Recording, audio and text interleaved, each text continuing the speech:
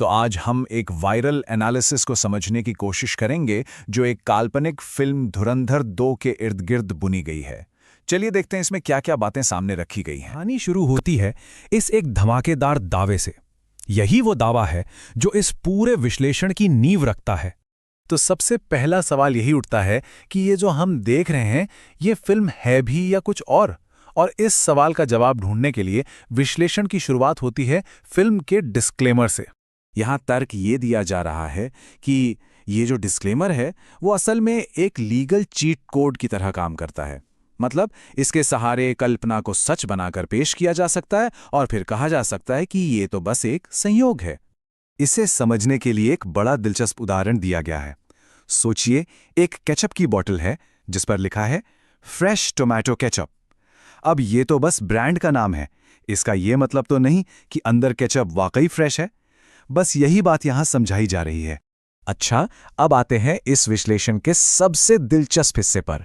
यहाँ उन खास तकनीकों की बात की गई है जिनके इस्तेमाल से कथित तौर पर दर्शकों की सोच पर असर डालने की कोशिश की गई है। तो पहली टेक्निक जो बताई गई है वो है इमोशनल प्राइमिंग। ये एक साइकोलॉजिकल तरीका है जिसमें पहले कोई एक चीज दिखाकर दिमाग को एक खास दिशा में मोड़ दिया जाता है। इसे समझाने के लिए तीखी मिर्च वाली टेक्निक का नाम दिया गया है। मतलब पहले कोई तीखी इमोशनल चीज दिखाओ जिससे जबान जल जाए और फिर उसके बाद जो मीठी गोली दी जाएगी उसे लेना ही पड़ेगा। अब दूसरी टेक्निक, और ये भी काफी दिलचस्प है। इसे कहा गया है विलन की तारीफ। इसमें फिल्म का जो विलन है वही प्रधानमंत्री की तारीफ करने लगता है। सोचिए जरा, अगर अवेंजर्स में खुद थैनोस कहने लगे कि स्पाइडरमैन को देखकर मेरे तो हाथ पैर कांपने लगते हैं, तो अपने आप ही स्पाइडरमैन सबसे पावरफुल हीरो लगने लगेगा ना। बस यही है इस तकनीक का असर। चलिए अब दावों से हटकर जरा आंकड़ों पर आते हैं। ये विश्लेषण फिल्म के दावों और असल दुनिया के डेटा के बीच के फर्क को सामने रखता है।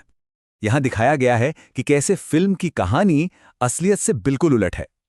एक तरफ दावा है कि अमेरिका खिलाफ था, जबकि रिकॉर्ड्स बताते हैं कि अमेरिकी प्रेसिडेंट ने जीत के दिन ही बधाई दी थी। दूसरी तरफ विदेशी फंडिंग की कहानी को भी पूरी तरह से पलट दिया गया है।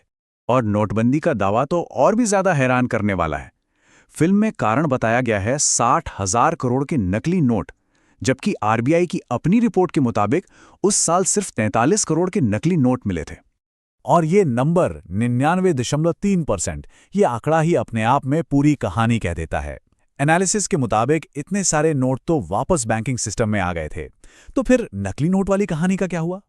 देखिए, कोई कहानी सिर्फ ये नहीं होती कि क्या दिखाया जा रहा है, बल्कि ये भी होती है कि क्या छिपाया जा रहा है। और ये विश्लेषण इसी छुपाई गई कहानी पर रोशनी डालता है। इस टाइमलाइन पर गौर कीजिए। एक तरफ प्रधानमंत्री का पाकिस्तान दौरा होता है और ठीक 8 दिन बाद पठानकोट पर हमला हो जाता है।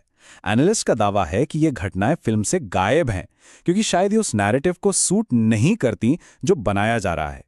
और बात यही खत्म नहीं होती।